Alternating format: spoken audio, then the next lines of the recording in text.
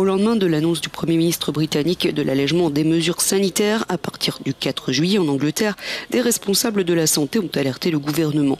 Le pays pourrait ne pas être prêt en cas de seconde vague de Covid-19.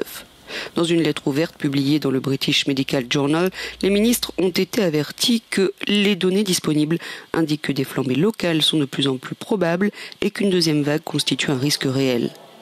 Au plus fort de l'épidémie de Covid-19, le personnel hospitalier était débordé et se plaignait de ne pas avoir assez d'équipements de protection. Les auteurs de la lettre ont averti qu'une action urgente de préparation à une seconde vague était nécessaire.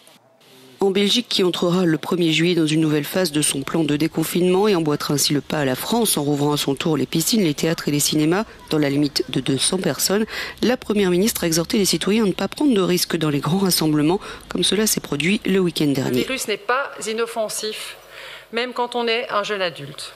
De plus, improviser de tels rassemblements facilite la propagation du virus. Quand vous prenez un risque pour vous, vous prenez aussi un risque pour vos proches, ne l'oubliez pas. Plusieurs pays connaissent actuellement des flambées de Covid-19, dont le Portugal.